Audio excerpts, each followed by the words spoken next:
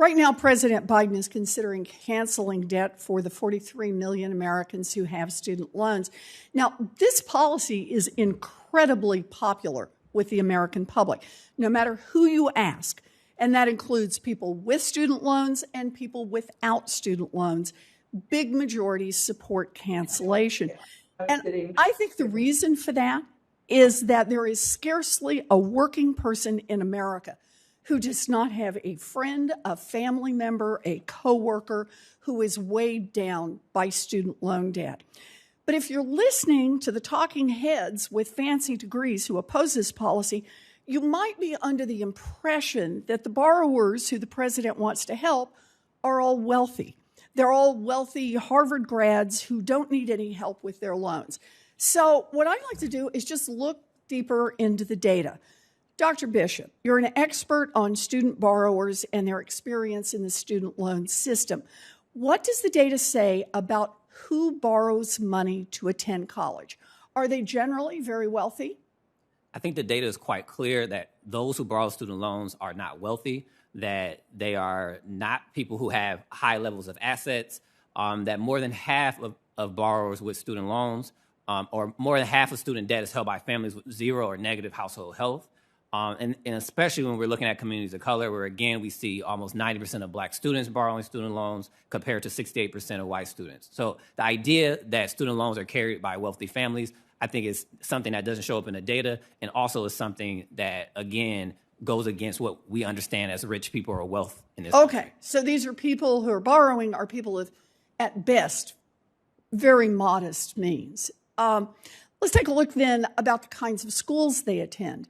Do most borrowers take out loans so they can attend elite schools or business schools, Dr. Bishop?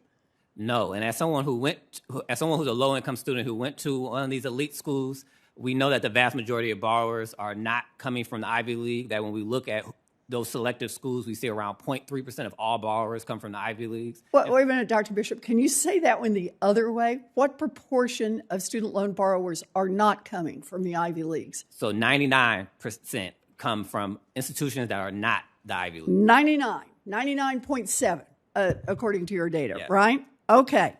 So they're not coming from the Ivy League. So let's do one more. Critics argue that canceling student loans would mean helping out people who are earning good money with their college degrees and will be able to pay off their loans without the government stepping in. Dr. Bishop, are those valid criticisms? Are student loan borrowers all earning college graduate wages and in a good position to pay off their loans? No. So we know that 40% of student loan borrowers have student debt but do not have a college degree. We know that increasingly many student loan borrowers are parents who do not have this so-called lifetime earning trajectory ahead of them, that when we look at black students, we know that they owe more than they originally borrowed a decade out, and that 20 years out, they have only paid down, on average, 95%, or they still owe 95% of their original student loan balance. So, Dr. Bishop, could I ask you just unpack that just a little bit? So students go into college, right? And they borrow while they're in school. And you said what proportion of them never graduate from college? 40% of students. 40%. So 4 out of every 10 of the students who's carrying student loan debt, do they make college grad wages? Absolutely not. No. So here they are. They're earning like high school grads, but all they're getting, but they're managing college loan debt. And then you also said people don't think of it this way. You borrow money, but for what proportion of black students did you say 12 years out from when they started borrowing money are actually deeper in debt? So we know 66% of black student loan borrowers over a decade out are deeper in debt, owe more than they originally borrowed. And why do they owe more than they originally borrowed?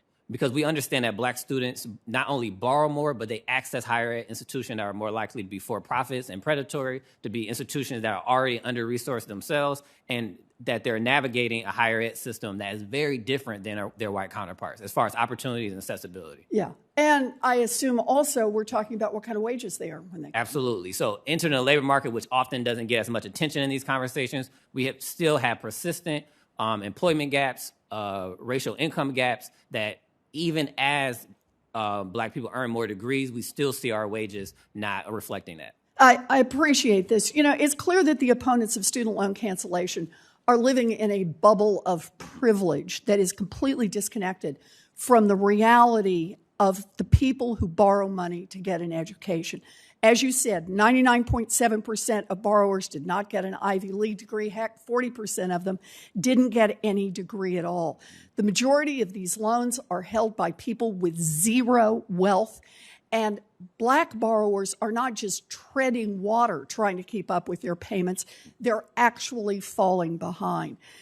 Meaningful student loan debt cancellation is the single most powerful thing the President of the United States could do on his own to help narrow the racial wealth gap among borrowers, to help families that are struggling with rising costs, and to expand opportunities for millions of people.